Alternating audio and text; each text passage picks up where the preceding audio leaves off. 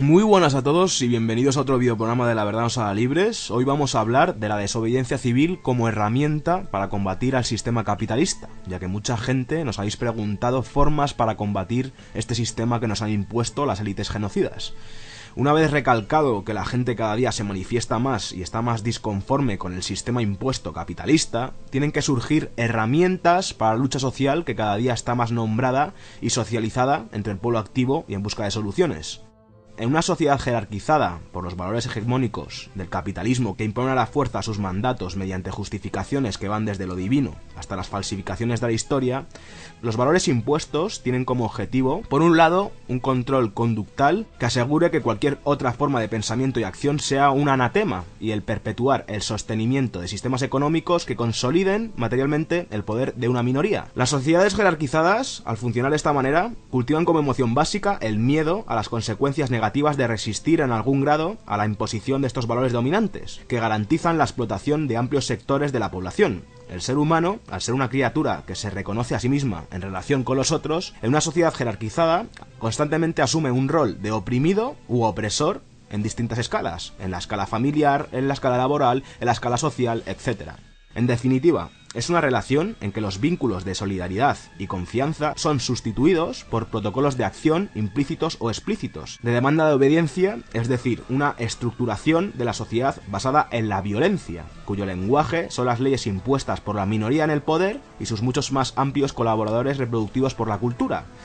lo que conlleva que no pueden ser percibidas como relaciones violentas, además de que dichos comportamientos, al ser absorbidos desde la niñez, modifican nuestra propia fisiología en tal dirección. En la sociedad capitalista se ha generado un discurso de aparente pluralidad y aceptación de todas las diferencias, pero como un tema meramente folclórico, donde ningún modo de vida ajeno a los valores dominantes puede interrumpir en lo más mínimo el poder de la clase dominante, constituyendo una dictadura enmascarada en un relativismo cultural que golpea con tanta violencia como cualquier otro tipo de régimen totalitario. Bajo este contexto, en que las relaciones jerarquizadas son intrínsecamente violentas a nivel biológico y afectivo, cabe la pregunta si es legítimo confrontar con violencia esta estructura totalitaria que representa el Estado y el capitalismo. En nuestra opinión, tal dilema es ficticio por la sencilla razón que toda la estructura jerarquizada es violenta en sí misma. Y si bien o quedamos sometidos a la violencia de otro, o ésta está ejercida contra otros, o simplemente la volcamos contra nosotros mismos, como sucede en fenómenos psicosomáticos. En nuestra opinión, la pregunta relevante es cómo construimos un sistema social solidario, y en ese sentido, todas las estructuras verticales como el Estado centralizado deben ser sustituidas y superadas por estructuras de organización por libre asociación, horizontales y descentralizadas basadas en la empatía como base afectiva del apoyo mutuo.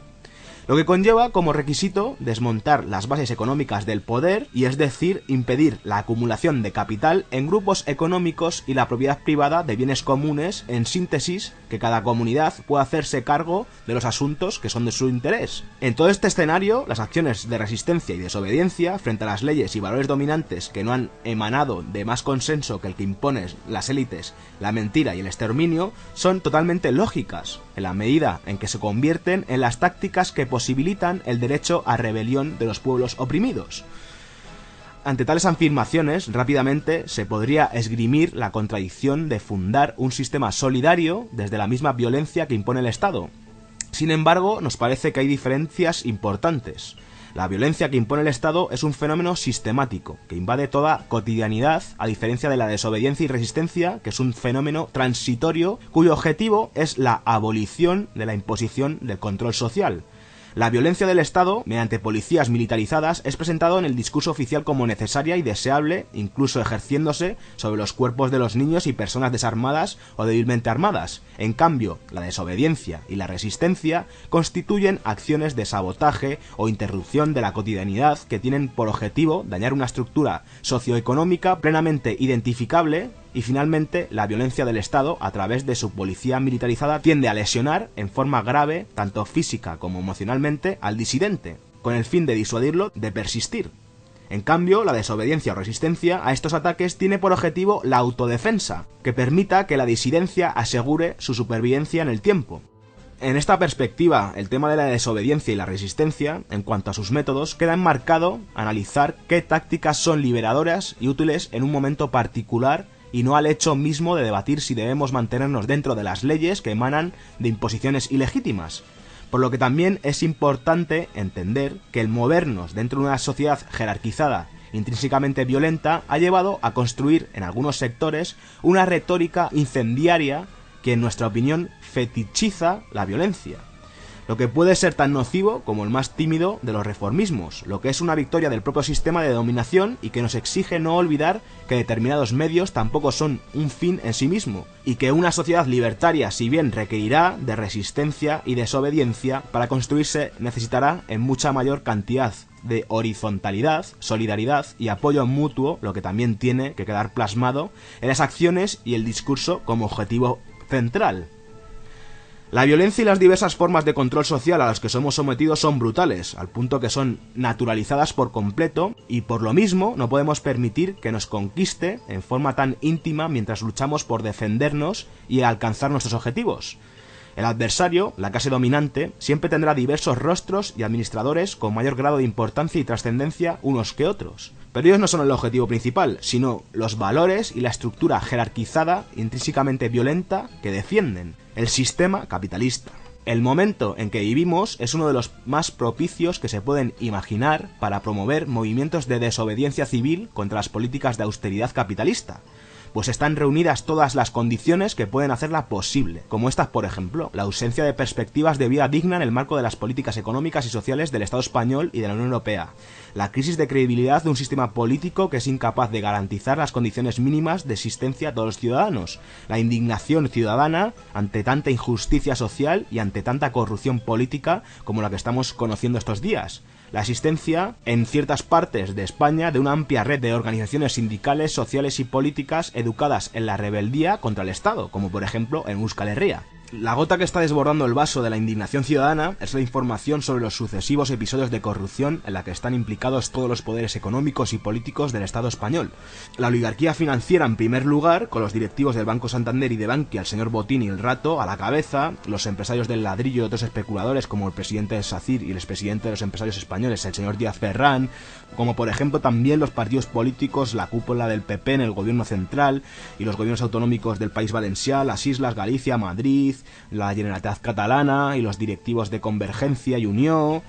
Tampoco el PSOE se escapa de esta lacra social, pues como los casos conocidos como Filesa, Roldán o Urralburu se añaden ahora a los ERE, ni tampoco UPyN de Navarra, ni Izquierda Unida, ni la monarquía española. Pues el caso Urdangarín parece descubrir una corrupción que afecta a todo el estamento monárquico. Y todo esto es conocido porque ha sido publicado, pero no deja de ser más que la punta de un enorme iceberg que encubre la descapitalización de los bancos y de las cajas de ahorro, producida no solo por la especulación inmobiliaria y financiera, sino también por el traslado de fondos a cuentas corrientes privadas en paraísos fiscales protegidos por el secreto bancario. Lo que las élites llama fuga de capitales debiera llamarse en realidad desfalco, robo o expolio generalizado de la riqueza nacional. La corrupción que envuelve a esta oligarquía política financiera es en sí una auténtica bofetada a la ética de los poderes públicos y a la credibilidad de un sistema político que no ha dudado en reformar la Constitución por imperativo del gobierno alemán para convertir la deuda privada de los bancos y cajas en deuda pública y para que su devolución, a cargo de los impuestos de toda la ciudadanía, tenga prioridad sobre sus necesidades sociales o sobre la sanidad, la educación, las pensiones o el seguro de desempleo, la vivienda o las inversiones públicas para el sostenimiento del empleo.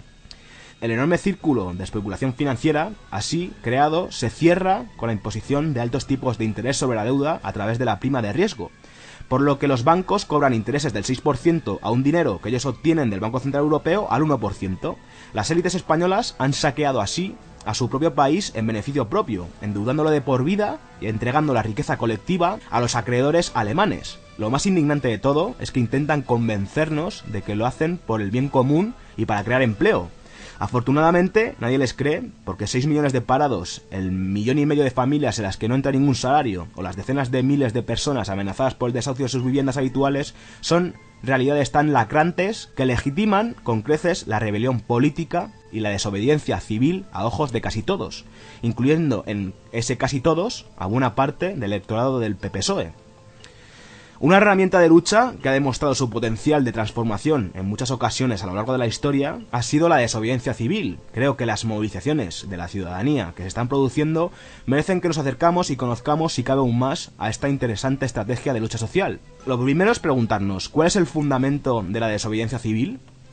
Pues el psicólogo social Erich Fromm considera la desobediencia civil como el germen de la evolución de las sociedades. Dice Fromm que la historia humana comenzó con un acto de desobediencia civil. Eva mordió la manzana prohibida. Ese acto de desobediencia a Eva y a Adán les abrió los ojos, se reconocieron mutuamente y empezaron a empoderarse y se enfrentaron al mundo exterior extraño y hostil. Su acto de desobediencia transformó al individuo.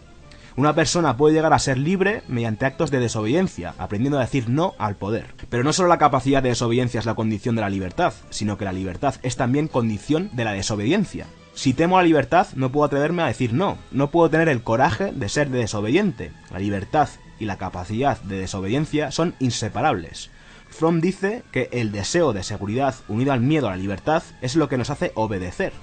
También dice que por todo lo anterior, todo sistema sociopolítico que proclame la libertad pero que reprima la desobediencia no puede ser sincero.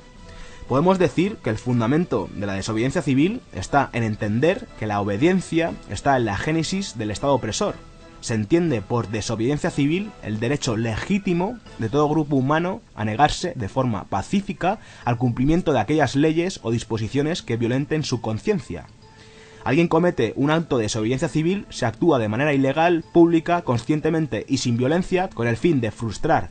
la aplicación de una ley, una política o una decisión injusta que aplica un gobierno. Todos los manuales de desobediencia civil publicados por las numerosas organizaciones que promueven en el Estado español coinciden en definir la desobediencia civil como una acción política no violenta, consciente y organizada contra una ley, una disposición gubernamental o una orden de alguna autoridad considerada injusta e ilegítima, que se emprende con el objetivo de invalidar dicha ley y de establecer una nueva legalidad constituyente en la que los derechos sociales y civiles que se reivindican queden reconocidos de facto. Esta secuencia se ha repetido siempre en todos los movimientos de desobediencia civil realizados hasta ahora. Este fue el caso, acordaros, del potente y generalizado movimiento antimilitarista en los años 80 y 90, que consiguieron eliminar el reclutamiento militar forzoso a través de la objeción de conciencia y de la insumisión al ejército. También lo fue en el caso de Itoich, aunque en esta ocasión no se consiguiera la victoria, o en el más reciente del movimiento feminista con la campaña de autoinculpaciones en apoyo de las clínicas abortistas que habían practicado en Madrid abortos no permitidos por la ley. La misma secuencia puede apreciarse igualmente en las campañas de desobediencia realizadas contra las empresas privadas, como en el caso de las luchas por la moratoria nuclear contra las compañías eléctricas, o en el más reciente, contra los desahucios de las viviendas impuestas por las entidades bancarias. Pero ¿dónde radica el potencial de la desobediencia civil? Su potencial radica en la transparencia democrática de este tipo de acción ciudadana. Es la sinceridad democrática que por desgracia no queda en la cultura política o escasea en nuestro país. El asumir el riesgo de ser penalizado por defender lo que se considera socialmente justo tiene un potencial enorme de cara a ser apoyado y seguido a la acción. Esto tiene un potencial increíble que nada ni nadie lo puede parar. Su potencialidad está en la asunción de las consecuencias penales y de los sufrimientos que ya ejerce un fuerte impacto moral y ciudadano muy grande. Eso sí, conviene valorar y evaluar bien las consecuencias de las campañas desobedientes y tener bien planificado y entrenado las formas de resistencia no violenta a la represión inevitable, ya que los costes personales pueden ser elevados. Su cercanía, su horizontalidad, su sinceridad y transparencia democrática, su carácter pedagógico, hacen de esta herramienta de actuación política un potencial enorme al alcance de cualquier colectivo ciudadano inmerso en un proceso de lucha y cambio social. ¿Pero cuál es el presente y el futuro de la desobediencia civil? Pues la desobediencia civil no queda exenta de la influencia de las nuevas tecnologías de la comunicación en la era de lo global en la que vivimos. Cada vez hay que ser más estratégicos en nuestras formas de desobediencia civil, lo que implica más conocimiento de la realidad social, del poder opresor y autoritario al que nos enfrentamos y más planificación de nuestra actuación. En nuestro país, en los últimos años, las movilizaciones ciudadanas están recurriendo a la desobediencia civil como herramienta de lucha. Con esta herramienta se está consiguiendo el éxito ciudadano con altos niveles de participación y movilización social, como estamos viviendo y hemos visto estos últimos días. Nunca existirá una garantía de éxito por el uso de la desobediencia civil, pero las redes de comunicación, la organización de las plataformas ciudadanas y la unificación de las luchas ciudadanas pueden suscitar un coste político muy importante a cualquier gobierno que recurra a una represión extrema para aplastar campañas de desobediencia civil ciudadanas. Bienvenida sea la extraordinaria proliferación de campañas de desobediencia civil que muestran el grado de indignación ciudadana y el nivel de madurez social que tiene la ciudadanía activa española a la hora de movilizarse para defender lo que es justo socialmente. La desobediencia civil ha empezado a desarrollarse a través de la oposición a los desahucios. En este caso, el protagonista de la acción han sido los propios afectados por las propias hipotecas, pero la solidaridad recibida ha alcanzado incluso a una parte de los estamentos del Estado, como en el caso de los jueces que se niegan a dictar sentencias de desalojo o de algunos colectivos de policías locales que se resisten a cumplir esas órdenes. Lamentablemente para todos, esa actitud solidaria no ha llegado todavía en grado suficiente a las mayorías sindicales y a los ayuntamientos, pues sus declaraciones de apoyo no sirven al caso a pesar de la solemnidad con la que se hacen. Para ganar la batalla de los desahucios hace falta dar un paso más, un paso que implique a los comités de empresa de bancos y cajas en la negativa a tramitar expedientes de desalojo. Un paso hacia la creación de un amplio movimiento de ocupación de viviendas vacías en cada municipio que empuje a las instituciones públicas, a los ayuntamientos, a las diputaciones, a los parlamentos y a los gobiernos a promover leyes de expropiación para hacerse con un fondo de viviendas públicas que puedan ponerse al servicio de quienes las necesitan al precio que puedan pagar según sus posibilidades, claro. En esa política de escala a la que nos referíamos antes, hace falta promover un amplio consenso ciudadano alrededor de una política de choque contra el paro y la pobreza y que actúe sobre las causas que lo generan. Una política que debiera contener al menos 7 medidas. La apertura de todas las cuentas corrientes que tengan la ciudadanía del Estado español en los países fiscales como Suiza, Luxemburgo, Panamá, etcétera, etcétera, con el fin de conocer la verdadera dimensión del expolio y la totalidad de los responsables del mismo. El procesamiento y la condena de todos los implicados en el expolio de la riqueza colectiva, pues no habrá justicia para todos mientras exista la desproporción que hoy existe entre las condenas a 12 años de prisión para un joven vasco que ha quemado un cajero automático de la BBK y la ausencia de condenas para los criminales sociales cometidos por los políticos y los banqueros y los empresarios.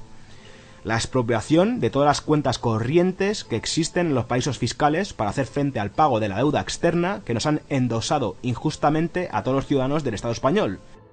La renegociación de la deuda externa con todos los tenedores de la misma a fin de reconvertir en deuda privada lo que es privada, de tal modo que su devolución no se haga a costa del erario público. La nacionalización de la banca privada a objeto de que las enormes sumas de dinero público invertido para sanearlas puedan regresar a la caja común del Estado. El establecimiento de una nueva política fiscal que persiga el fraude y grave en mayor medida a las rentas más altas y que aplique los tipos generales a las rentas del capital y a los beneficios empresariales de acuerdo con los baremos medios de la Unión Europea. Que prohíba a escala europea e internacional los paraísos fiscales de una forma que además de obtener enormes recursos necesarios para atender las necesidades sociales, se contribuya a erradicar la criminalidad de las redes de venta de armas, de trata de blancas, de narcotráfico y otras. También la creación de nuevos puestos de trabajo mediante políticas de reparto de empleo basadas en la reducción de la jornada laboral. De acuerdo con el feminismo anticapitalista y el ecologismo social, tenemos que volver a hablar de necesidades. Las necesidades que necesitamos realmente las personas para disfrutar de una buena vida que sea extensible a las mayorías sociales. Y hacer una propuesta de modelo económico y político que ponga en evidencia qué trabajos son social y ambientalmente necesarios y cuáles no, y la lógica para valorarlos debe ser en qué medidas facilitan el mantenimiento de la vida en equidad. En relación a la deuda, hay que ponerse en marcha y de manera inmediata a una auditoría ciudadana pública y transparente. Debemos conocer cuánto se debe, quién lo debe y los motivos que han generado la deuda y quién la tiene que pagar. La auditoría no solo se justifica por sus objetivos, sino por el proceso democrático que implica. Es un mecanismo de control democrático de las mayorías sociales sobre el poder político y económico. No obstante, la auditoría requiere transformar los argumentos jurídicos, económicos y políticos contra el pago de la deuda en una práctica política cotidiana de intervención y transformación.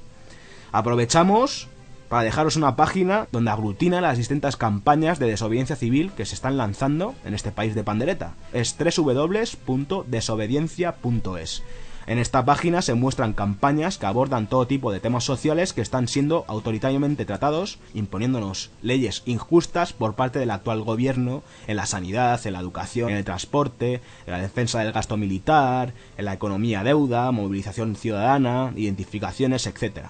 Quizás el futuro nos depare una ciudadanía protagonista de su propio devenir social porque hayamos adquirido un mayor grado en lo que se refiere a apropiarnos de nuestros asuntos sin dejarlos en manos de los gobiernos autoritarios y no democráticos, o de aquellos que se tildan de serlo, pero que no lo aplican y da la espalda a su pueblo. Porque el mejor gobierno es el que menos gobierna y facilita la participación de la ciudadanía para gobernar. Pues bien, esperemos que este videoprograma sobre la desobediencia civil nos haya permitido acercarnos a esta herramienta de lucha social que tiene un potencial enorme de transformación y que imprime un carácter de empoderamiento a la sociedad civil muy necesario en los últimos tiempos que corren. Y bueno, nada más por hoy y como siempre te agradecemos que te hayas molestado en ver este videoprograma y ya sabéis que solo la verdad nos hará libres. Un saludo, gente.